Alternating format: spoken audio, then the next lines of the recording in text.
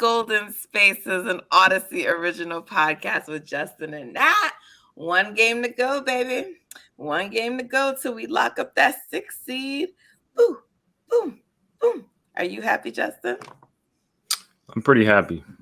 I'm pretty happy based on what I'm seeing right now. You're pretty happy. I'm pretty happy. Okay.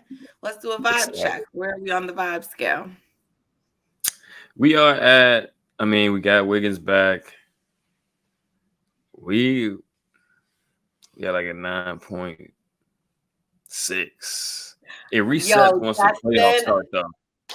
I swear to you, I'm dead ass. I was thinking 9.6. That.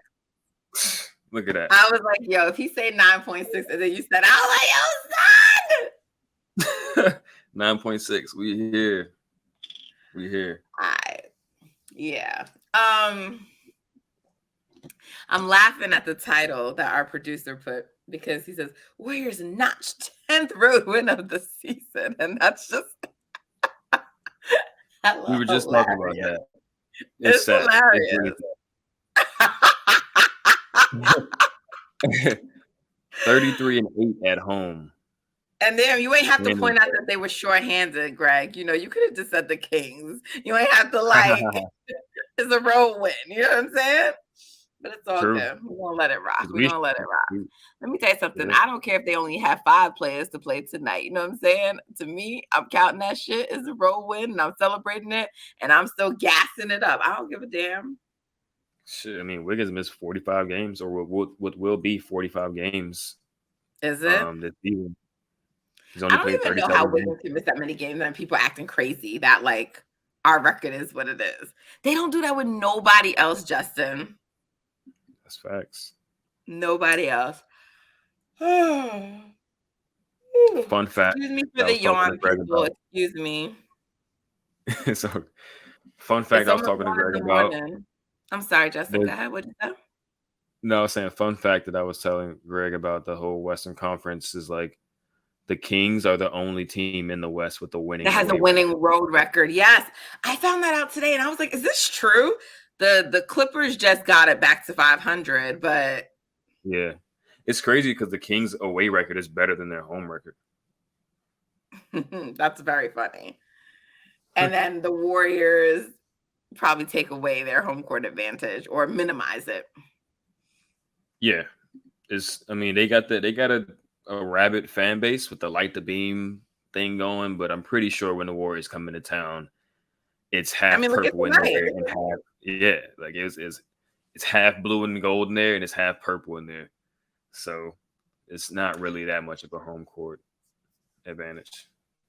So yeah, I want to switch it up a little bit tonight because normally we start and we talk about the game, right? But I want to just start with the playoff situation, and then we'll move on to the game and talk about that because I don't think people realize the Warriors, assuming they win, they're going to be the 6th seed.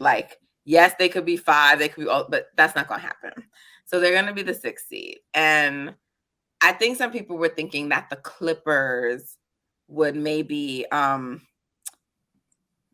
rest guys for that last game to try to get the 6th, but they're not going to be able to do that because, well, for one, all the teams play at the same time. So the Pelicans play at 3:30, the Warriors play at 3:30, and the Clippers play at 3:30. I don't know what time the Lakers play if the Lakers play at 3:30, but the Lakers are behind, so whatever. But the Clippers own the tiebreak over the Lakers, but they don't own it over the Pelicans, which is why the Pelicans are more relevant than the Lakers. So the Clippers have a back-to-back, so that's the annoying part for them, I'm sure. But they play tomorrow, so they have to win at least one of the games, right? In theory. But they can't end in a tie with the Pelicans because then the Pelicans would own that tiebreak. But they're not going to know if the Pelicans win before their game. So they have to play the game to win. So that's why I'm telling people unless it's somehow they're getting updates that the Pelicans are just getting blown out early and then they just decide to pull guys. But the Pelicans are going to try also to win because they would like to ideally sneak into that last spot. Yeah. So that's why I'm saying unless the Warriors do not win, they're going to be the 6th seed because the Clippers have to go for it. They don't have the option not to. Right. I mean, there's always a chance that somebody gets hot and the Clippers could lose, but it's more likely that they win out and jump to 5. Warriors drop to 6. Pelicans, if they win, I guess what they got one more game. If they win their game, they stay in front of the Lakers, right? So no, they're behind the Lakers. So see, the Pelicans don't owe the tiebreak over the Lakers, but they own it okay, over the Clippers. So gotcha. if the So they would Clippers were drop to to 8. lose, they could jump right. Gotcha. And sorry about that. When you look at the standings, right? The Pelicans are going to be playing. The Pelicans are going to be playing the Wolves, but the Wolves, whether they win or lose, they're staying in 9th. Like nothing can change for them. So, they might be better off resting their guys, getting ready for the play. Right. Well, nothing can change for them. I think the only thing that can change for them is that they drop to 10th. So they wouldn't, but I didn't realize they still have 2 games to play. So they're also one of the teams playing a back-to-back. I'm glad we didn't end up in that situation. The NBA is so whack for that, right? So the Timberwolves play tomorrow then, along with the Clippers. So for tomorrow, the Timberwolves are playing the Spurs. That should be an easy win for them. So they'll get that. And then I think as long as they get that, because I'm looking, let me see what's the OKC. So OKC is 39 and 42. So as long as the Wolves win their next game, they cannot fall lower. So that's all they need to do, right? Like if they were to lose their next game, then they would have to win the final game. So as long as they win one of their next 2 games, so they'll probably go all in first the Spurs, and then they can rest guys for that last game because nothing changes. Like even if they just go 41 and 41, they're still ahead of OKC. So they keep home court for their play-in versus OKC, right? So that's what they would be playing for.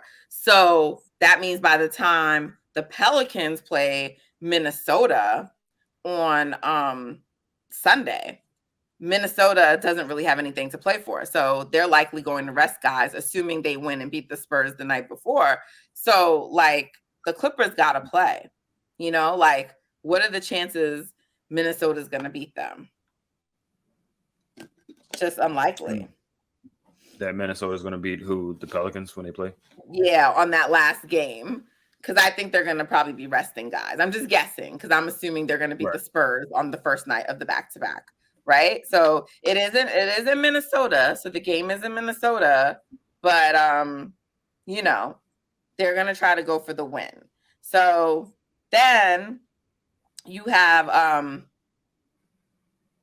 the Clippers, and they're playing who is it? The Suns, right? So we know the Suns are probably not going to play their guys because I know it was a back-to-back, which is why they rested them tonight. But what they don't have anything to pay for. So that's the last game. That's at 3:30. And it's in Phoenix. So I just don't see how the Clippers cannot go for it because they have to hold off the Pelicans.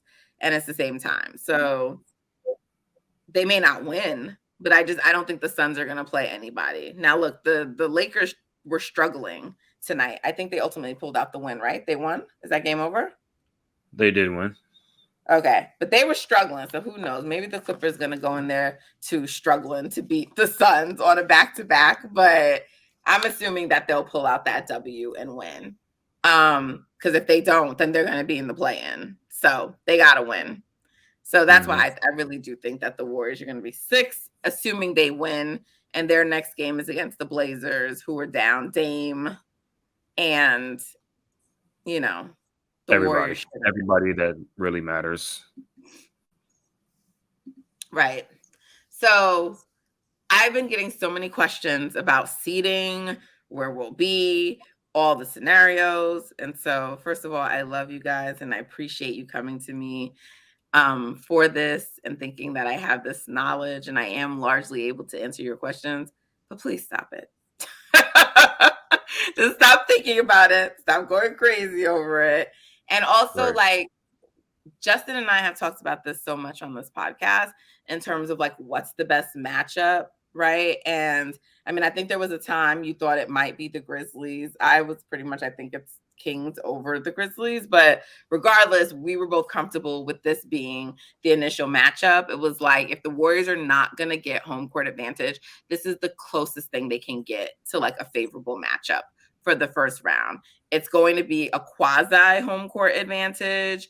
It's not far travel, it's an ideal matchup for them, so they just got to win. They just got to win their next game. Yeah. Close the season out strong. Winning out is a good morale boost going into the playoffs, especially even though the teams aren't playing their best players. 2 road wins in a row going into the playoffs would probably feel really good. And then you book your ticket without having to go into the play-in. So, yeah, it's only up from here as far as the vibes go. And they'll have a week off for the most part. They have a week off. They can ramp. I mean, Kerr said they're going to ramp Wiggins up kind of like an expedited process, obviously, because he's going to be ready for the playoffs. They can get a couple scrimmages and practice in. Everybody get their body right. Draymond's been taking a beating over the course of the season, especially as of late. He's been getting hit with elbows and all this stuff. So guys get treatment, and then they just, go into the playoffs healthy, just like last year, full team, and then see what happens from there. For sure. So one more game.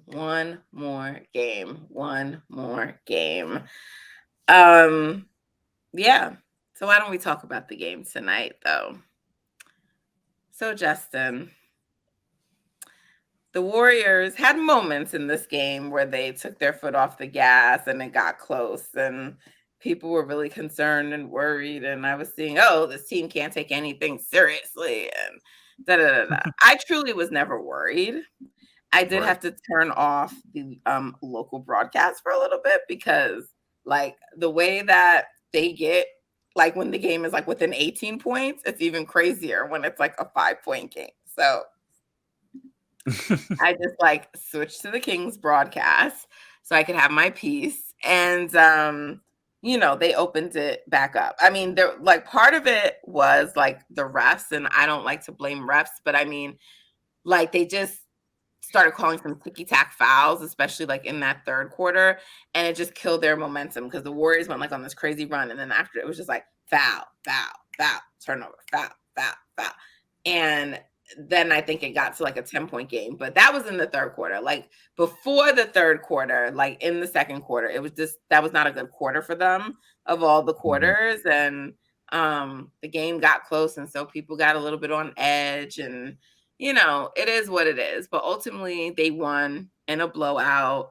And I think the positive signs that you got to take away, regardless of who the Kings played, is that like Steph, Clay, Dre, when it matters, when the money's on the line, when it's like those guys just they win. They are going to deliver. That they win. They are going exactly. A tale as old as time. Like ever since they started this whole thing, they deliver every single time. And if they don't deliver, they're going to go out on their sword. They're going to give it, all they got to try to accomplish something, right? Clay literally sacrificed both of his legs trying to win this team a championship. So you live and die by the performance of those guys. And, they always going to, like you said, they always going to come through. They were Steph was a plus 20, plus 33, Draymond plus 30. It didn't seem like they were like destroying the Kings like this, obviously, because when those guys went out the game, the lead kind of dwindled a little bit, but like they look good. Those 3 in particular look really good. Clay's hitting shots. Steph missed like 1 or 2 threes that you're expecting to usually make, but for the most part, he was just in complete control of the game. Draymond defensively was everywhere. Clay looked really good defensively on Keegan Murray, so that's kind of like an encouraging sign because that might be somebody he has to guard when they play them. So, yeah, I think overall the game up and down, but like you said, never worried at any point. You knew they were going to pull away and just kind of win this easily when they just buckled down, and that's what they did. Yeah. Not the best night for Jordan Poole. I mean, he was getting to the line, and so that's a positive. Like his ability to continually like draw fouls since they don't want to give them to Steph is a definite positive. But he had a negative plus minus tonight. I don't know what he ultimately finished at, but I don't know. I don't think he had any field goals tonight. And he just like, whether it was like silly fouls or just some of the decision making, I feel like with Jordan, when like, and I don't know if it's about scoring or what, but like when the night just isn't going well for him, he lets it affect everything, like it's just, it takes him out of like, I remember back in the day with Clay, like if his shot wasn't falling or whatever, you could still rely on him on defense and, to lock in like in other places. But I don't feel like Jordan has like gotten that. Like sometimes once in a while he does it, but I think like it just really throws him off when he's not impacting the game, which is usually with his scoring ability.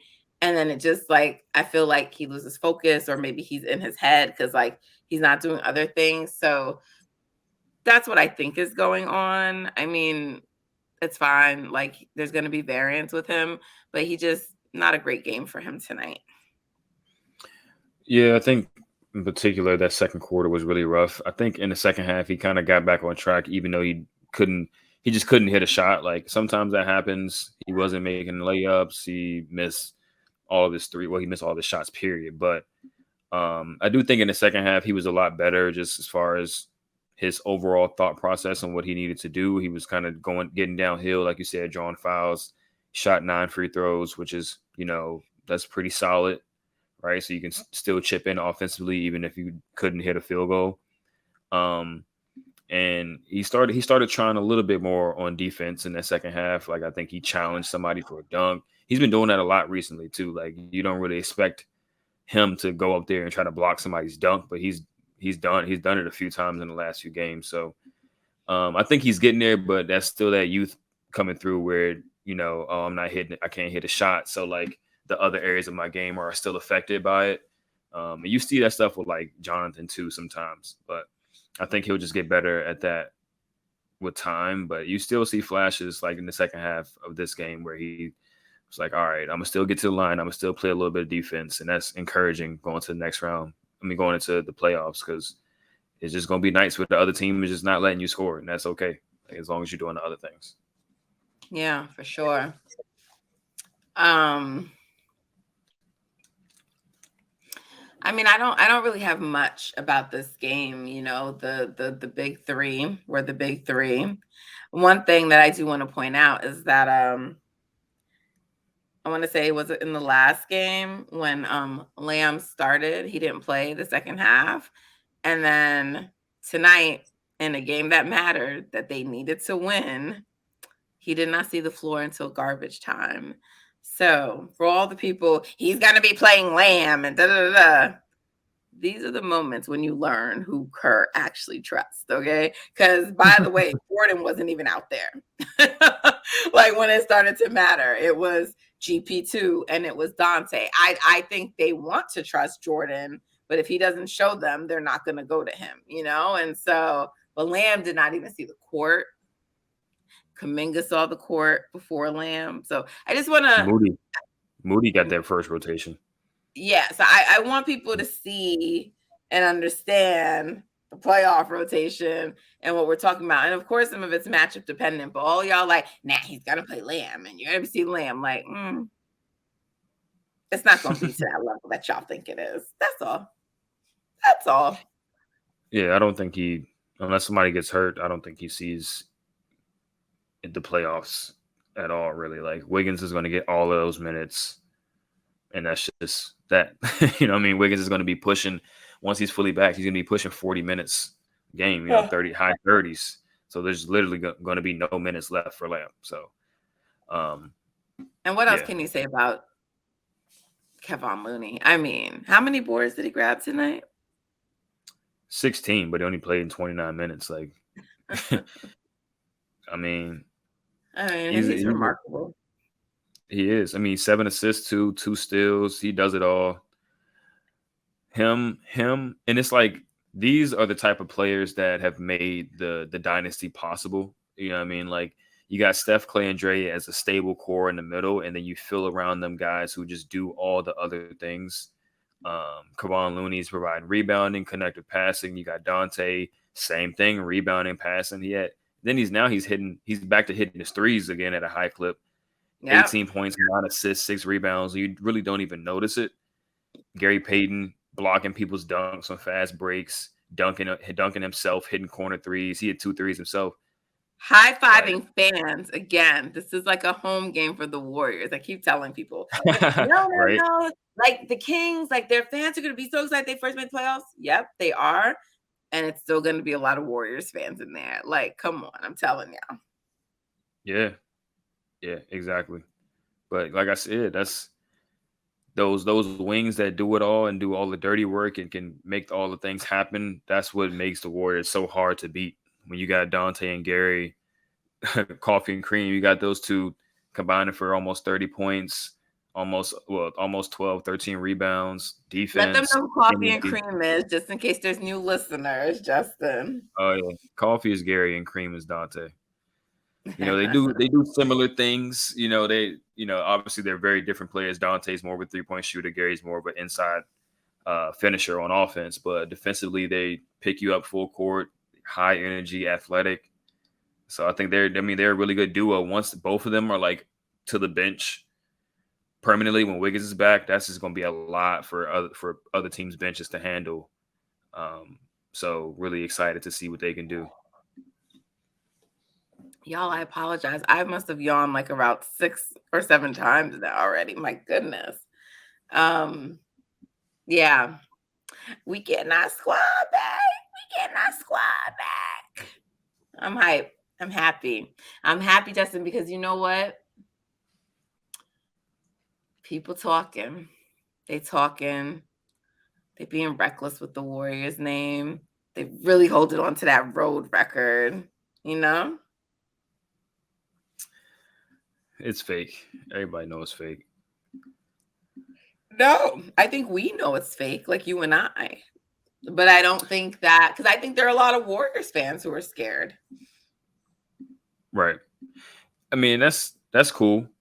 If you're a fan of another team that the Warriors are going to see in the playoffs, go ahead and put money on the Warriors losing whenever they play in the other team's arena, and let's just see how that works out for you. Right. Yeah, that's all I gotta say. If they play the Kings, let's see if they go back to chase 0-2. I don't think it's going to happen, but let's see. I don't either. I wonder how the Kings made their decision to rest guys tonight, because they could have gone for it, because maybe once they saw that like the Bucks were resting everybody versus Memphis, they just said, okay, forget it, because like we could go for it, but the likelihood is Memphis is going to win that game. But maybe they also, and there's something I haven't considered, like I just kept saying like they're going to want the highest seed, right? Which would be the number 2 seed. But, Laker fans tricked themselves or whatever. It was like, oh, they don't want to see the Lakers. That's why they did that, which the Lakers may not necessarily be the 7th seed. Like the Pelicans could beat them and they end up the 8th seed. But that being said, I didn't think about the fact that the Kings like may just want to also be close and not have to travel a lot, and like for them they're just like whatever, because like whether it's the Warriors, Lakers, whoever, you got to beat all of them at some point, so the Clippers probably is the most favorable matchup for them, so that's what I'm saying, like they could have been incentivized to just say let's try to beat the Warriors and knock them down, but they didn't. They rested guys, and I was a little surprised by that. Yeah. I think they're just, I don't know, honestly, why they chose to do that. Maybe Mike Brown is like, yeah, let me throw you guys a bone, but it could come back to bite them. And maybe they're just like, look, we want to be as rested as possible for the playoffs. We want to go into it completely fresh so we can give them our best shot and see where we can take it. And they're just trying to, I guess, let the other things decide themselves. I mean, that's kind of what my guess would be. Right. I mean, obviously they believe in themselves and think they could win. So let's start there. But I'm just saying that, like, I wonder for them, like, do they really just like think the Warriors really are the best matchup for them, or were there other things at play? And we'll never know. But because I forgot, like, didn't that's the game? I don't remember who won, but didn't them and the Clippers have this crazy game where they went to like 150 points or whatever? And did the Kings win Mhm. that game? The Kings did win that game. They should have Yeah. lost. So, mhm. They should have So lost. It yeah, was so close maybe to they just thought like, I don't know, but I kind of thought like maybe for them, especially if you're getting a Clippers that's going to be missing Paul George for a couple of games. Mm-hmm. That's true. So we'll see.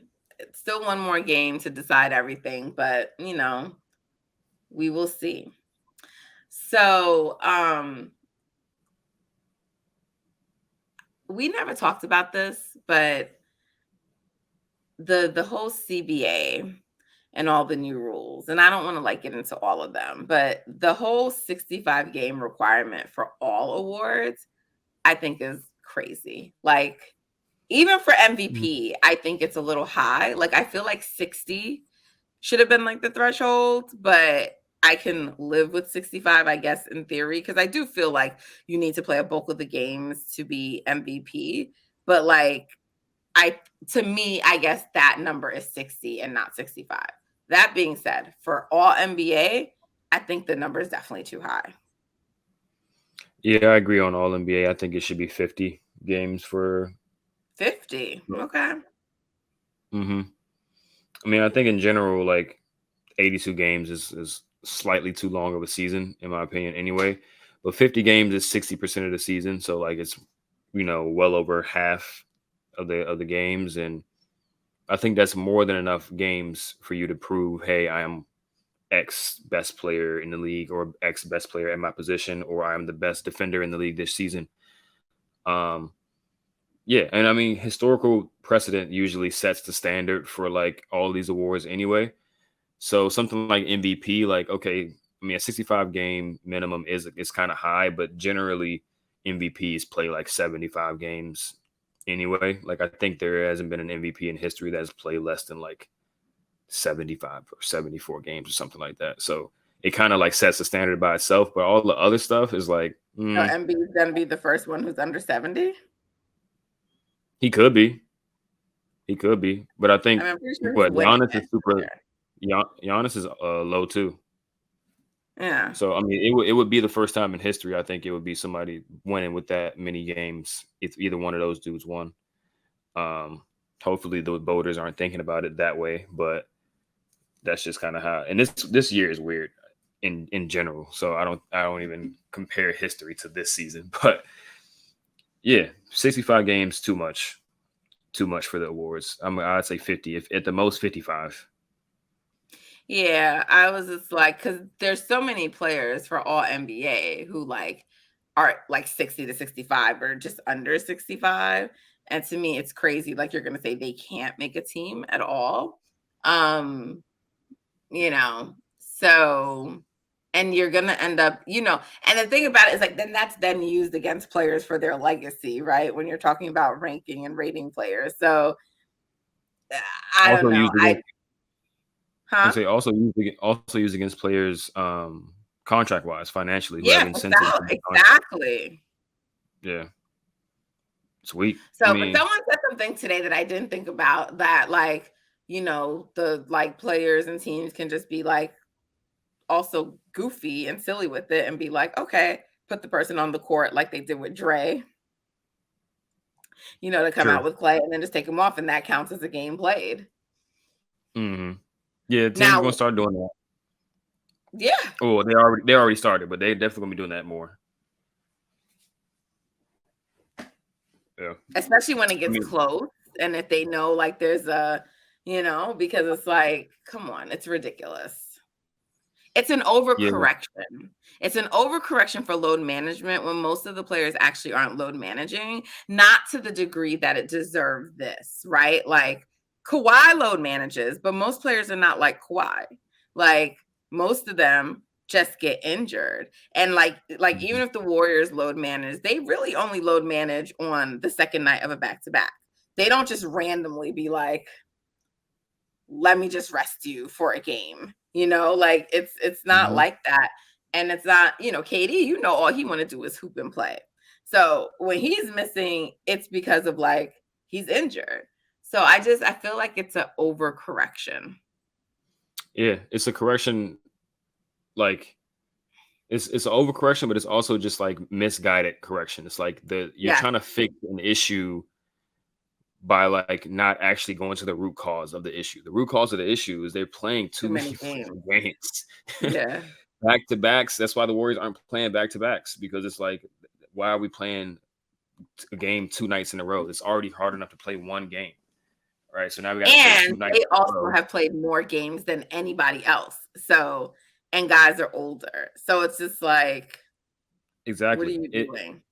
You're decreasing the value, or you're decreasing the product that you're putting on the court, because guys are resting second nights back to back. More guys are getting injured. If you do something like, say, take 12 games off of the schedule, say 70 games, then it's going to be less, superstars sitting in an away game where people are. It's the only time they can see Steph Curry. It's the only time they can see X player, but that player sitting because of rest or injury or something like that, because they're playing too many games. Then it's still, you're losing money, you're losing viewers. But if you reduce the amount of games and guys start playing in more of these games, because then you reduce the amount of games, each game matters more. Now there isn't a 10 to 12 to 15 game runway for a team like the Lakers to make up so many games at the end to try to get into the playoffs. It's like, this is your record at 70 games. If you get in or you out, like, you better make the games at the beginning of the season count more. So it would make the product better, even though you theoretically would lose a little bit of money because you don't have the revenue from those particular events. But I personally care more about the product being put out on the court than the revenue of the league. So yeah, they got to do something about that. 65 game minimum is crazy. 82 games every day. We're starting to realize how crazy it is, and something got to change about it. Yeah, I mean, they're not going to correct 82 games. I'm hearing that there could be like some caveats or things for the 65. So we'll see. I mean, the other thing too is like the voters also already self-corrected for this. Like when someone had a low number of games, they weren't being put on first team. They were usually like second or third team. So, that's also another reason why you didn't need to do that, because the voters on their own were adjusting for that. So Mm-hmm. I don't know, but I think it's crazy. And speaking of all NBA, I'm just curious who's going to get that first team, because I think Luka has no business on anybody's first team when they're not even making the playoffs. I agree. I totally agree. I mean, I wouldn't have an issue if he made third team, right? But you gotta give that first team to 30. That's just, he got to be on there. I don't care who the other guard is. If you want to put Shea there, Fox, Fox is a pretty good candidate for it. But yeah, Lucas shouldn't. Nah, 13 for Dame him, also talking about he should be first team. I'm like, okay. buddy. Y'all are in the Wemby sweepstakes. Not really, but Yeah, not. I mean, y'all tonight was terrible. actually crazy to me. Like the Mavs, what they did. Like they still had a chance, a slim one, but they still had a chance to make the play in. And they just said, nah, no Kyrie tonight. Looking Luca for for a one quarter. quarter. And then he went and showered and sat with his teammates on the bench. Justin, you cannot make this up. Like, what? Circus. The Mavs, ever since that trade, have been a circus. And it's crazy because it's not Kyrie's fault. No, it's not. Kyrie went there. He's been hooping. He's been actually playing hard, trying to play defense. They gutted the team to get him. And Mark Cuban has just been on a run of just clownery. Like, I don't even know if that's a word, but just cornball behavior, protesting calls, blaming people's parents for losing free agents. And now this BS. It's like, dude, what are you doing over there, my dude? Like, he's too involved. He's too involved. Way too involved. This is like, Luka is a young superstar, and y'all are just like, all right, we're gonna forfeit and not even go for it. I mean, that's just wild to me. When is his contract up? Because he might be. That's an argument. He can't be staying there. He might be up out of there soon. His current contract. Well, he's under contract until 2027, but that boy might be requesting a trade real soon. Because this is crazy. It's very crazy, but I'm thankful those ain't our problems. I'm thankful Andrew Wiggins is back. We saw video of him at practice. I'm thankful the Warriors. Man got a fresh cut. Yep. It's finally, I feel like, all right, we can get back to the Warriors way to, like, winning basketball to the playoffs and just put this crazy season behind us, postseason, new season. I ain't thinking about this regular season, because it was Justin crazy. Crazy. Regular season from hell. Oh my goodness. It was such madness. So yeah, one more to go. Like we said at the beginning, one more to go, party people. So let's get this dub against the Blazers and go out strong and get ready. I feel like it's not going to happen, because I feel like they always have the Warriors on the first day of the playoffs because they're the Warriors. But I really, really hope that they play on the Sunday. Right. That would give them like basically a week, because they'll be playing the Sunday before. But, that would go a long way, I think.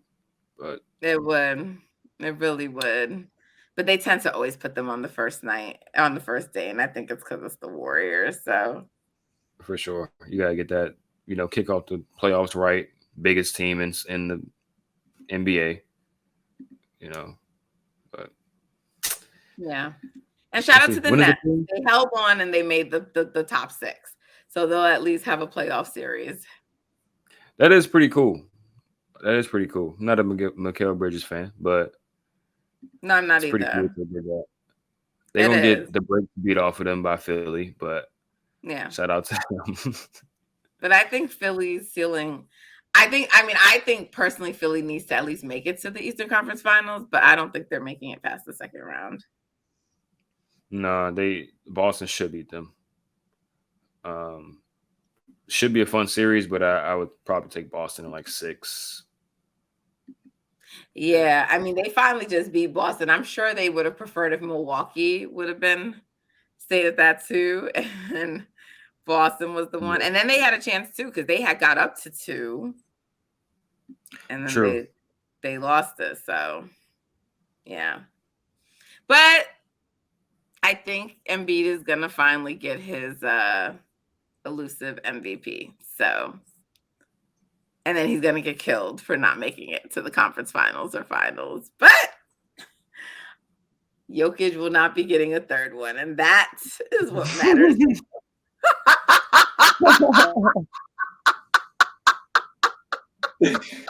That's crazy. And on that note, this is where we part ways. But we say thank you so much for tuning in. We appreciate you so much, Dub Nation, for this ride, for this season as we gear up for the playoffs. Please tell a friend about it. Make sure you're following us on Twitter and Instagram at Golden Spaces Pod.